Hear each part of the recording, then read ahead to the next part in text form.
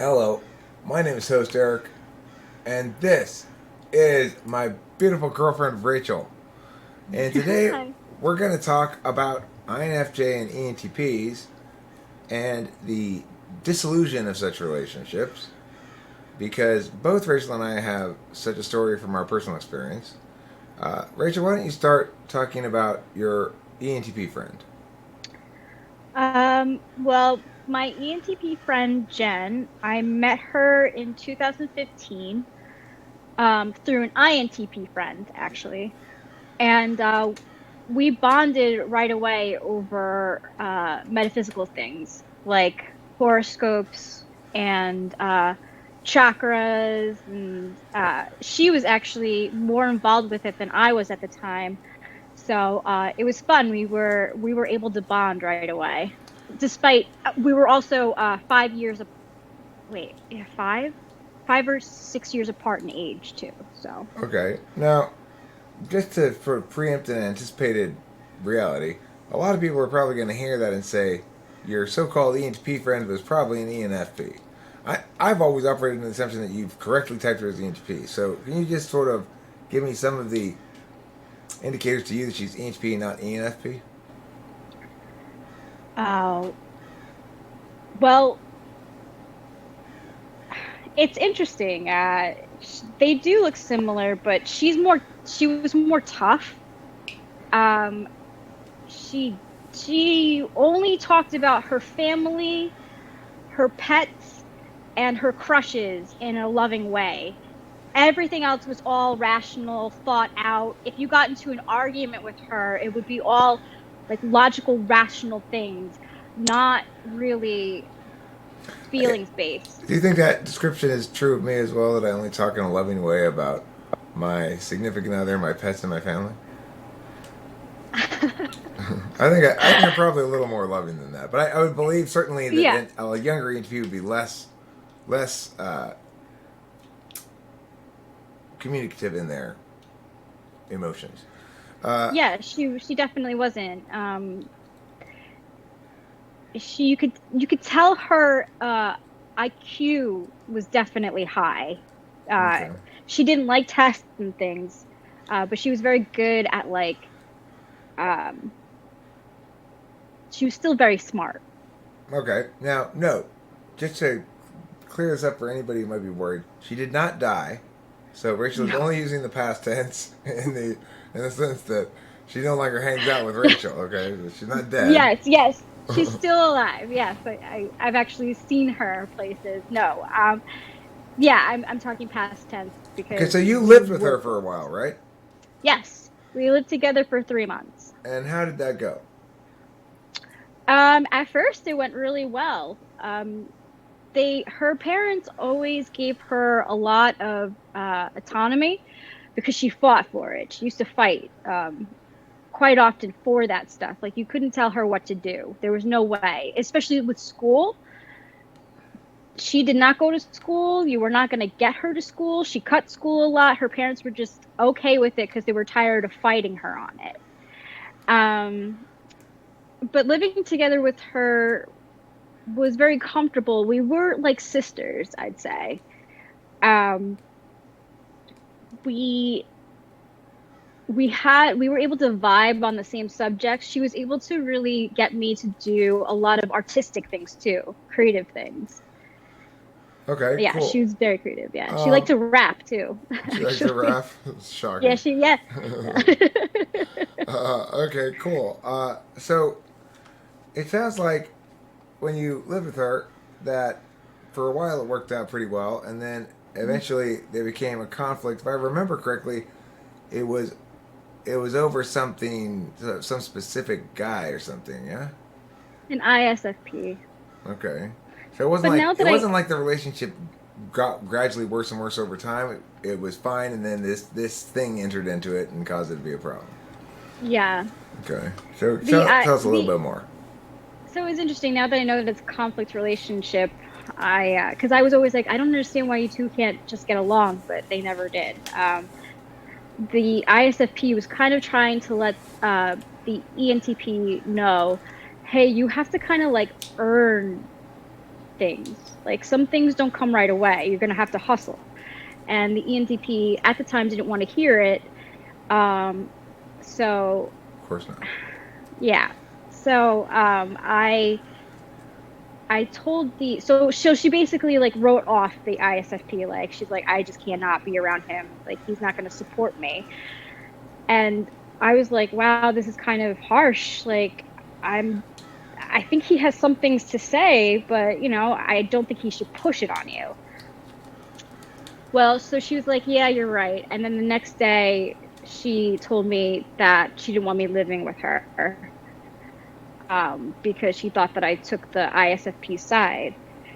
So it got a little messy after that. But the truth was that what I said to the ISFP was like, you're making music. Just because Jen doesn't like you doesn't mean that I can't support you in your music. Like, and that was another thing she didn't like. So it was it was sad.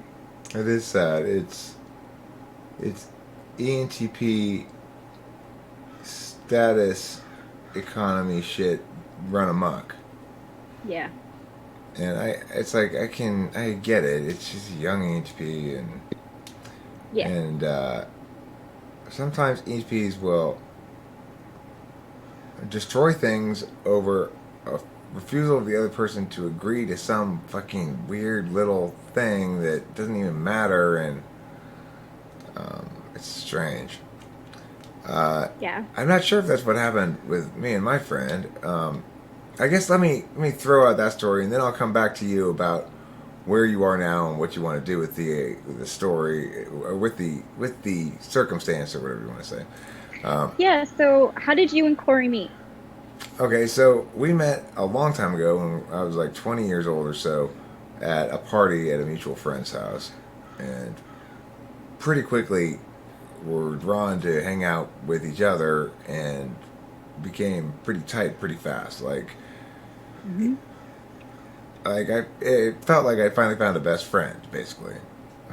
Although I wouldn't have put it that way at the time. Yeah. Yeah, and we were friends for a long time, for a good 20 years, and we got married for our first wives around the first time. It's still his wife. He's still on wife number one, but I'm a wife. I'm a wife removed from that. Have I been married 3 times or 2 times? Just 2 times, right? 2 times. Yeah. Yeah. Okay. The third one didn't happen. Yes. It's just in my head. Okay. All right. Yes. I know. I asked you about that too. Well, it's hard to remember because you get it in your head, like, okay, this is my plan. I'm going to be married to this person, and then you forget whether you actually ever did follow through on that or not. That's an ENTP thing. That's an ENTP. Okay, so regardless, what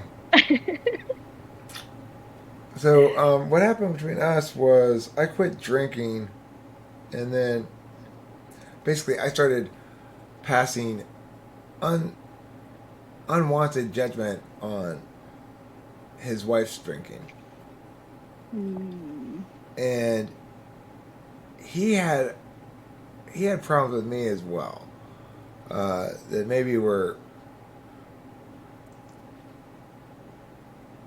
what sparked the whole thing. And I guess the serious point of conflict was it started with like when I quit drinking, and then I started having some problems at work, which is of course odd, because normally you have problems at work because of drinking, not because you're sober. Yeah. Didn't work that way for me though. And then I was standing my ground, and I was going to basically say, no, I'm not going to stay at this job. She can fire me if she wants, because I'm not budging on this point. And Corey really didn't like that, because I think he saw it as indicative of a deep-seated entitlement on my part. And what I tried to convey to him at the time was, no, I'm more valuable than I'm being compensated for, and that's not even my complaint here. But regardless, I could get a job like that in a second, equivalent job by saying I quit this place because I built it into one of the biggest programs in the country and most effective. It's all like it's zero sum shit, so I can prove shit. Like, no, these are my national champions and stuff. And I guess he just didn't believe or get the fact that, you know, being an outlier in terms of coaching afforded you a little bit more security in that kind of situation. Like, I wasn't worried about what would happen if I lost that job. I would either start my own school, which I ended up doing, or get another job in a heartbeat of equivalent or better status. So it's like, I tried to tell him things like that, and he said, well, you sound so arrogant, and you know, you're being arrogant, or I said, but you're forcing me to be arrogant because you're forcing me to defend the fact that this is not financially putting my family at risk here. Like that I can do this, and he was basically saying you're being really irresponsible. You need to make sure you don't disrupt your income because you've got a wife and a kid at home. You know. So, do you think that was projection? Because it sounds like he was really kind of coming from his own stuff. I mean, it's right on the money, actually. You're jumping ahead in the story, but that's fine. The thing is, we did have kind of he got a little authentic with me for a moment, and he indicated to me that he was bothered by what he saw as entitlement stemming from my parents' good caregiving of me, basically, and security associated with that. And whereas, in contrast, with his parents, his mom went to jail for part of his childhood for embezzling to buy cocaine. Ooh, embezzling! Wow. Embezzlement, yeah. And he was raised by his stepdad, who money was always tight, and they were kind of bouncing from place to place, trying to stay one step ahead of eviction, kind of thing, you know. So he felt as though the only reason I could quit my job, like I said, I could safely, is because of that entitlement related to my family. And I interpreted his critique as a critique of my abilities as a coach. Like, no, Eric, you're not that good. You're not going to be able to get a job. You're not going to be able to make more money with your own school. That's crazy talk. Blah blah blah blah. I assumed he was presuming that I was, you know, not an effective debate coach, or not as good as I said I was, that I was lying about it, or something like that, you know? Yeah. And that bothered me a lot. And then the other thing is, he, during this period of time also was when I started getting active with the YouTube channel. He was rather actively dissuading about it, and didn't seem interested in doing much besides, you know, shitting on my party a little bit, which you know, at the time I was probably a little socially graceless about the whole thing, you know. Maybe I still am, I don't know, but that probably bothered him. How are you socially graceless, though? Maybe talk about it too much. Okay. You know, like that kind of thing. Just, I was excited. You know, I was excited, and I didn't. My FE was not as good then as it is now. It's not great now, but you know, it was not. It was even less good then. So, I can see where I made mistakes for sure, and it was not my place to be making suggestions or whatever it is I was doing to Liz about her drinking. Her drinking and is her and their business, and I have nothing to do with me, and I should not have stuck my nose in there at all. That was the enthusiasm of a newly sober person, right? True. Yeah, that's true. I can see that. And a lack of wisdom that's accumulated over years. I would never do anything like that again, you know, nowadays. But, you know, now I got 6 years, so. And that's amazing. That is definitely something to be proud of, because it's not hard. It's not easy to maintain. And this is coming from someone who has been in and out of drinking. So, That deserves a bong rip, Eric. You're right, yes, Eric. it does. Okay, so let's go back to Jen now. What's the current status with that? What, like, have you talked to her? And I haven't spoken to her in 17 years, or what? Well, it's been so I think 2017 was the last time I talked to her. Um I actually blocked her because at the time she did apologize to me and we were trying to make amends, but it like her words weren't matching up with her actions and her beliefs. Like so she would claim to be all about this like positivity stuff, but yet like couldn't maintain it. I don't know. She's either a 4 or an 8 Enneagram. So maintaining a positive attitude was not actually something that she did easily. Hmm. Um, So the, you, and so then you would say things like, point out the hypocrisy or something? yeah, and Ooh. I was just so I blocked her. If I'm not proud of it because I wish that I had been able to end it in a different way. But yeah, I saw her driving around town for a while, like in 2018, but I haven't run into her and I haven't talked to her since 2017. Why don't you try to contact her and say something like, "I'm sorry I blocked you, but here's a link to this video." That'd be That's not a bad idea. that's the If I best way could to, find, if you could yeah, if find I her still have contact or her something. number, yeah, if I still have her number in my phone, yeah, for sure. Um, and living with her was really nice. She was a friend who always stood up for me. Like she knew the stuff that was going on at home, and she always was on my side. So it was really nice to have someone who like actually saw the relationships for what they were, not try to make it better. Well, And ENTPs like to have the opportunity to fight for people who are important to them. Um, I very much relish the whatever to whatever extent you afford me room to operate in the role of advocate on your behalf in whatever context. I like that because I feel as though obviously it's my specialty, sort of logical word cornering of people and shit. Uh, and sure. I feel as though it, it's a way of me showing, I guess, love, or showing my value to you or something, or establishing that I have value to you. That's a good point. Yeah, and I felt, I felt that with Jen for sure.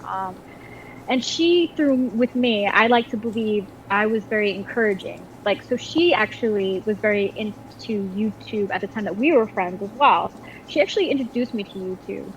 Um, and she wanted to make her own stuff. I don't know if she does, but I was, she would always do like you do with like the sleeping. She would do stuff like that. Like she would just like have like random videos of her like looking at herself or like getting ready or just like making music, random stuff, and people loved it. So I was very encouraging of her like to keep up with that stuff because she was very popular with people. And she was very creative, so I thought that YouTube would be a great outlet for her. Um, Especially live stuff. Um, we were able to exchange like ideas on music a lot. Um, we we were great on going on adventures. Like like we were able to put our minds together and like manifest stuff. Like one time she was obsessed with this singer Tove Lo, a Swedish singer, and we were able to get tickets for this show. It was like this underground show at a small venue in the city, and I knowing how much she loved Tove Lo, I was like, I'm gonna let her have this moment. I was like, I'm like, she's gonna meet her. I know she's gonna meet her at this show, and she did. She got like up close and personal with Tove Lo. They had like a personal exchange. It was like seriously magical. Um, Yeah, it's but interesting. That reminds me of a story my friend Corey told me about getting himself successfully managed to get himself recognized and like, hey, it's you guys at a Lil B concert because of the work he had done on Facebook ahead of time prepping Lil B for their arrival and shit. That's that's INFJ magic right there for sure. I don't know if you did yeah. anything active like that, but it reminds me of that story. Yeah, Corey successfully managed to pull off somehow having himself singled out from amongst the crowd all of a sudden by Lil B and going, Corey, my man, like, That's awesome. and Yeah, his son too. yes, Yeah, his son too is there. So, that's so cool. That's exactly how it was with us. And then like another thing, we were able to like get really good tickets to see a Yes, and we were able to get see like who? up close and Yes. It's a Brooklyn band. Okay, all right. You cut Yes. out for a second, so all I got was Oh. Yaz at the end. Oh yes. Yeah. So we were able to like if she had a crush on someone, like I I was always encouraging of her like being like letting the person know. Like we worked really well as a team when we rooted for each other. Well, okay, cool. So, already without any other considerations at all, I'm curious. I'd like to interview her. I wonder if you can find some way to contact her and convey that information to her, regardless of whatever else you convey. I'd be appreciated. Uh, She would love. I mean, I guessing knowing guessing yeah. I'm guessing she would be down to be interviewed. Given that she's an ENTP, she'd probably be excited about it. she would. She is a little shy. I know she's gonna be very like do I look okay? She was she's always like that. So during But the I know period that of she'll time love to when be. you guys had conflict, how was your just to be blunt about the question? How was your mental health during that period of time? Oh, probably not the best. I mean, I don't think either of ours though were, honestly. I don't think hers was that great either. She would go to treat. She actually had a hospital visit as well, at one point, and Maybe it's it contagious. maybe. I'm Oh my next. god. No. No, she has a she could be volatile. Because she wants to stand up for things. She stands up for herself. She can't stand up for other people. That's why I'm it's like a 8-4. I'm not sure which one, but definitely there's a fighting spirit there for sure. So some people get hospitalized when they're like that. Um, but I don't think either of our mental health was too great around that time. uh, okay. I accidentally typed all of this stuff to you.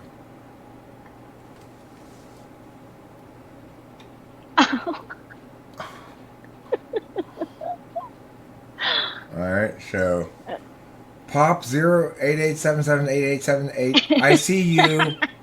AH and visit. Okay, so just remember that.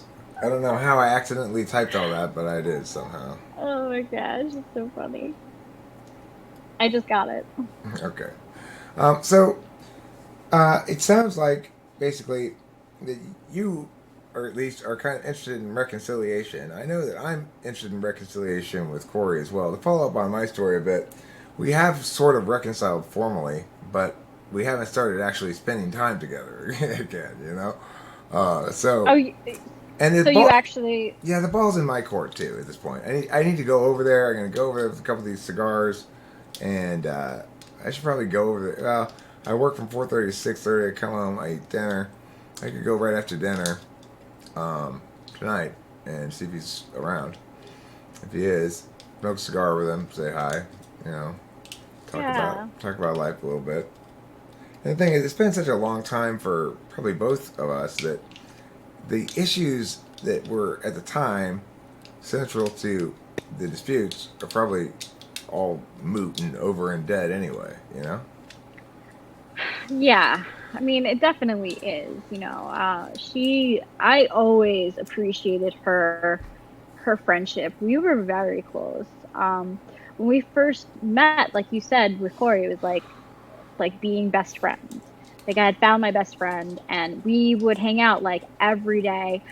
Um, the one thing that it was so ENTP of her, and I think now INFJ of me, was that she would yell. I mean, if she was angry, she would yell. Like there's no like the extremes of emotion. Um, Well, I mean, fuck for the bull. I mean, and I did. I did. I definitely did. I definitely pushed her boundaries, that's for sure.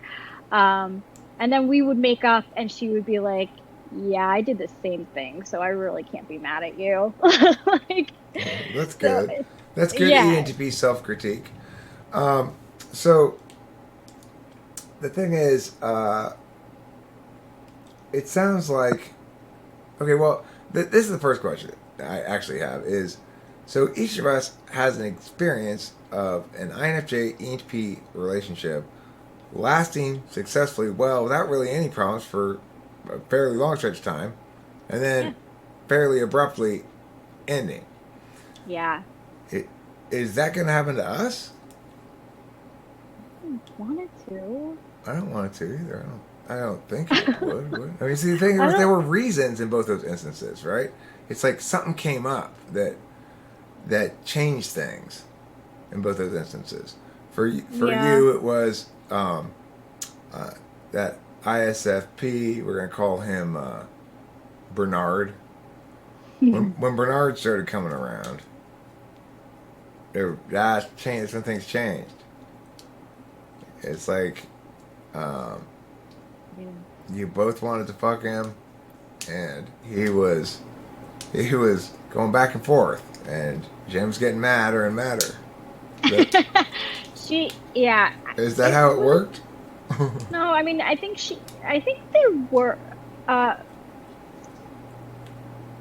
well, she's, okay, I don't know how to approach this, 'cause I don't, but she's not straight, but she did have a lot of chemistry with this guy, Bernard.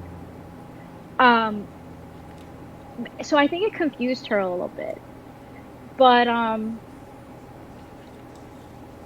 yeah, I think just it was I, interesting. I'm feeling the burn right now. For some reason, it's not rug burn. I don't Yeah. understand what's going on. Yeah. Yeah. And then one night, um the three of us went out cuz we used to help him. He's a rapper. So he would ask us to go out with him and record him and film him so that he could see his performance, so that he could like, critique it himself or use it for a video. Um well, she got sick of doing that. So she just kept on. I think what was happening was like his performance and his work was being thrown in her face, yet she was the one who was behind the camera, and she wasn't satisfied with that. She wanted to be up there with him. She wanted to be probably up there without him Instead of too. him, yeah. Yeah, right. So she And was being a then little bit of a hater.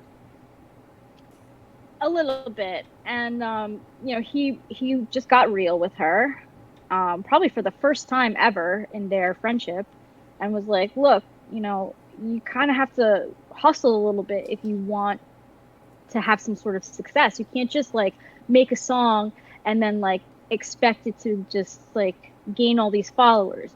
However, she's a YouTube lover and she sees that happening all the time. So she's like, why can't I, just make a song and have it go like get a billion followers? She could, but she's got to make 1,000 attempts at it. Yeah. So so he was just trying to guide her, I think, and she was just like shut down. Like You've entered you're FI. You're trampling on my FI now. yeah, yeah. Interesting. So, how reparable do you think the relationship is? Well, I think it could be reparable because we have had breaks in our friendship before. So it's like when she and I spend too much time together and there's no alone time, like living together definitely did not afford us any alone time. We really and we weren't really spending time with other people either. And she's a scissor Um sister. Were you single at the time? yes. I And and mean, that's going to be a little bit yeah. of tension there probably because you're an attractive woman. If she's into chicks, then you Yeah, know. and she's a beautiful girl too. She looks like that model Cara Delevingne. Green eyes, she has thick eyebrows. She's beautiful. But she was also trying to set me up with an old an old friend of mine who she also knew as an old friend, a neighborhood kid. And this guy I'll just call him wasn't Kevin. Kevin was just not interested in me. Like I don't he like that had every Rachel chick. opportunity. Nah, no, no, no. I'm Kevin. All right. Yeah. Yeah, he did like me at one point. He did, and then I think he's an ESTP as well. And then when he realized that like he would have to put in effort to be in a relationship with Whoa, me. whoa, whoa. Listen, baby, I don't want any drama, okay? I'm like, no Yeah. drama, no trouble. All right, so if you're going to start talking to me about, like, what is this? This is a conversation. That's it, okay? We'll see what Yeah. happens. I don't know. Don't try Yeah, to so box me so in.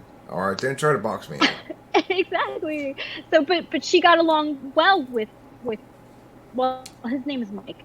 She got along well with him. So she was trying to get me and him together and it just caused a lot of stress. A lot Rachel, of you know who's perfect for you? Mike Kevins. Mike Kevins is the ideal mate for you. I know how great he is. You know how great he is. He knows how great you are. Just fuck him. Just go ahead.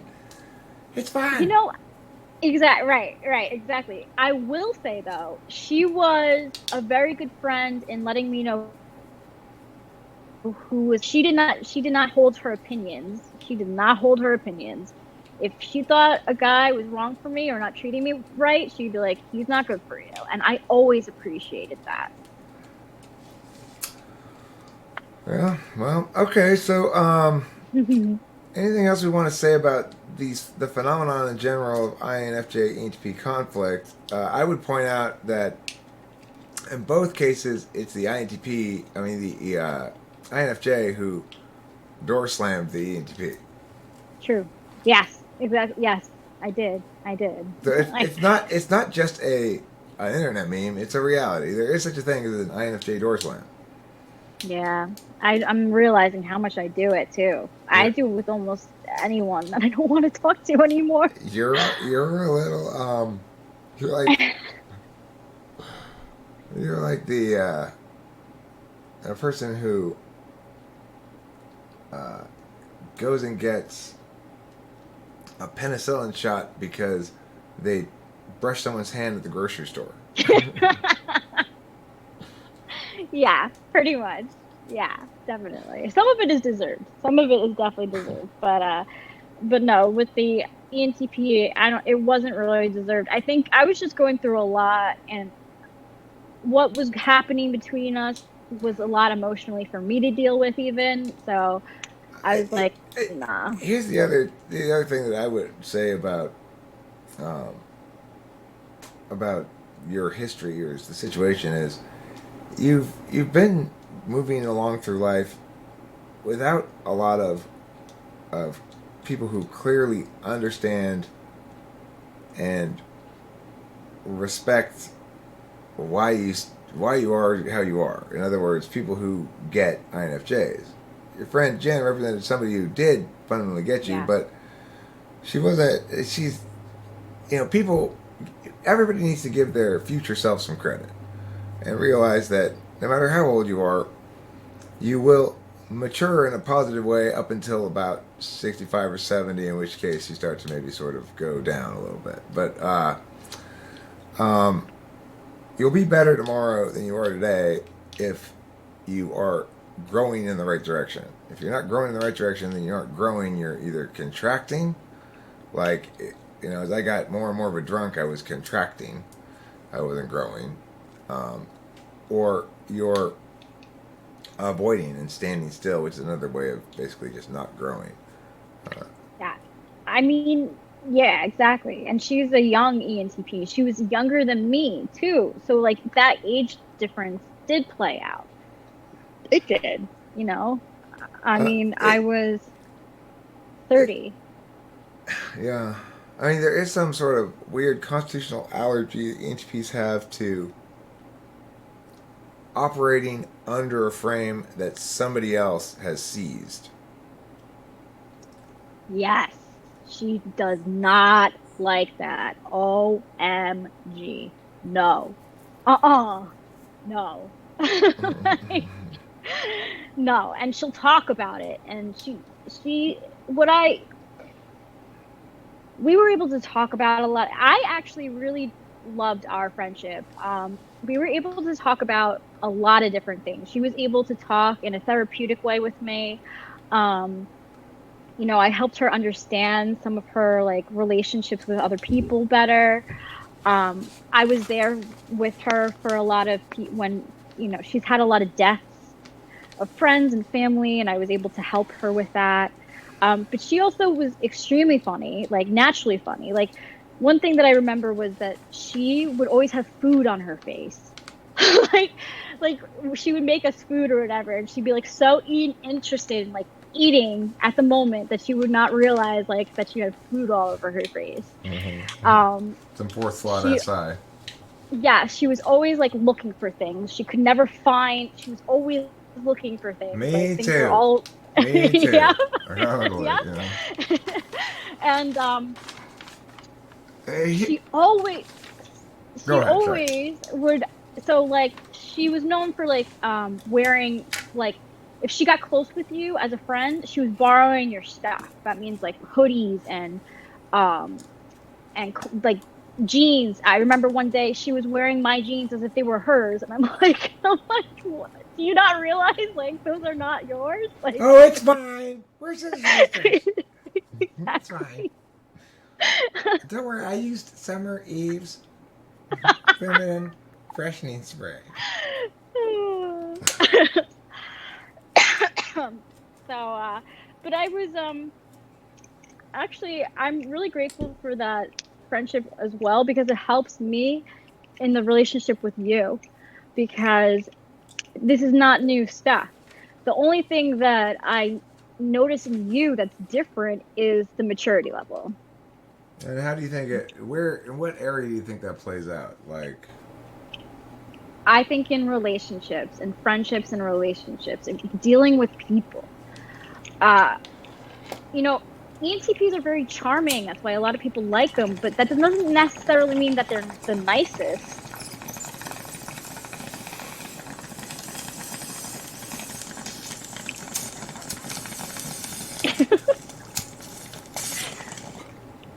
so basically, you're saying I'm nicer than her. Uh, I well, I think you're more mature in dealing with people. I mean, obviously there are going to be people who push your buttons and even me, if you're passionate about something, it's going to come out. Like, I mean, you I've know, snapped. I've gotten mad at you before, sure. yeah, yeah. So I think it's important for people to realize that ENTPs are very nice, and they are very some of the sweetest people. I mean, she was very sweet to me. She loved buying gifts for her friends and family, and she liked showing her love, but it didn't mean that she was going to be consistently that way. In fact, the closer you Get the get to more. an idiot is that you are going to, yeah, you're going to have an argument with them. Well, the closer you get, the more they feel as though in an ideal world they'd be able to. You'd both be able to take each other for granted, and that would be fine for them. Now, if it were actually to play out that way, they'd probably discover they don't really like the way that it works when the other person takes them for granted. But it depends. They might. It depends on the thing. But I wanted to mention. I wrote down something to come back to. Communicatively autocratic. That's the thing that HPs hate. They don't want anybody to be communicatively autocratic. Like, if you're coming in and saying, okay, listen up, we're talking about this and this only, and blah, blah, blah, blah, blah, and like this, and your job is to, say, hold on, who the fuck are you? Is going to be the first response, Hmm. because we don't like somebody to be communicatively controlling of the form of communication. Like, they don't want the communication to be limited by the form. Yes, and I think that's why she had trouble in school because, Yeah. the frame would always be what the teacher wanted to talk about, or, Now, here's what we're going to do today. what kind of parent did she have? Do you know what her parents' types were? ISFJ mom, who she's the youngest of four too. So ISFJ mom, who it was a love-hate thing for sure. You know what I mean? Like, it was like she would get everything that she wanted from her mom. Her mom always makes sure that I love that about her mom. Oh my gosh, her mom was always on her side. And I think her dad was an ESTP who I mean, she was also very athletic. And the ESTP dad just didn't understand how a female could be athletic like that. So it was a little turbulent between them. That's kind of fucked up. Yeah.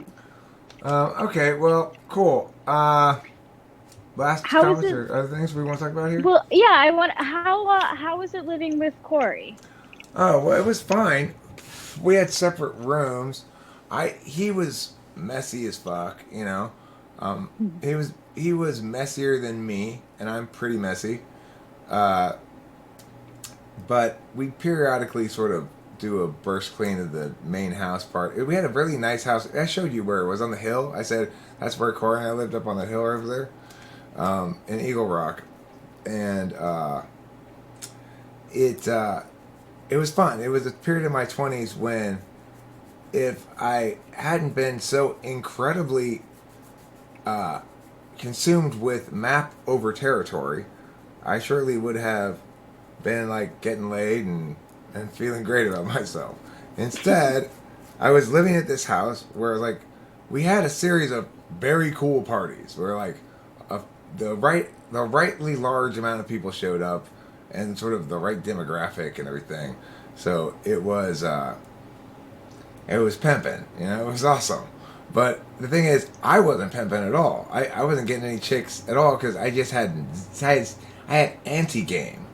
It was like I was so married to certain limiting narratives about my non reproductive viability that it's like I gave off signals to chicks like I am not interested. Basically, I don't know. That's my guess now in retrospect. I don't really remember, but Maybe. yeah. So anyway, we had a good time living together, and we ended up not living together anymore when we both got married around the same time, and I moved out with my wife, and you know that was the rest was history there. But the thing is, our lives continued to mirror each other. We both moved to Temple City. We had kids at the same time. Our kids went to the same schools for most of their lives, Wow. same grade, and Yeah. and a lot of stuff paralleled our lives, like job wise and everything, all up until the split, basically. Because the other thing is, But that it turns out he really wanted to leave his job at that time, but felt like he couldn't because he didn't like his job, but he felt trapped in it because of financial reasons and stuff. He made a good amount of money, but they also had according amount of expenses, and it's just, like they own their house and all that kind of stuff, but they have mortgage payment, and so I didn't realize that. And of course, FI polar. It never even occurred to me to put myself in Corey's shoes. Never even occurred to me. And he, FI ignoring, couldn't really explain meaningfully to me what I was missing, I get you. Yeah, I do. Yeah. I think that happened with Jen too. Being that she was a younger ENTP, she would have arguments with people, and people would just be like, where is this coming from? Like, why? Like, why? Or why? And then that would be it. Like, that would be the end of the friendship or whatever. Like, I remember one time she got into an argument with the INTP friend that we had, and they were like best friends for a really long time, like longer than we were. And she smashed not his car, but like one of his other friend's car, the INTP's friend's car, over an argument. And it was just smashed it, meaning what? Like drove into it. She was like, "Don't fuck with me. I'm driving into the car." So it was like her. I think that's an 8 thing. 8, Yeah. She liked a lot of army, like camo stuff, and she's a fighter. She probably should have been a professional, like, with that. Actually, her grandpa was a boxer. But yeah, so the arguments would be like pretty explosive. But at the same time, she was like the sweetest thing. So a lot. It's easy to forgive her because she does apologize. The other thing is, ENTPs benefit a lot from learning their cognitive functions. A lot. Because we're particularly well adapted to understand the model and apply it appropriately. And we're particularly in need of a model like that to apply so we can afford legitimacy to other people's apparently stupid ways, Yeah, right. And that's what it was. It was something like, she was insulted by the stupid ways of the other people, the INTP or whatever. I think there was a girl involved who was like kind of like mistreating them. Okay, all right, listen, Rachel, let's wrap this up. It's getting to be a long video, and besides that, here's the thing. I got to work at 4:30, and I do need to get some lunch and do a couple other little things before I go to work. So, before I say goodbye to the viewing audience, and then I'll stick around and talk to you for a second, I'm going to put on my new rock and roll song. Yay! You can't hear it, though. Sorry about that. Is it because your headphones are in? Right. That's why. See, it's not playing through the microphones.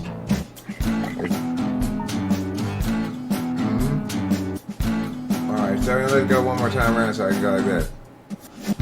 It's a rock and roll song, and it's coming along.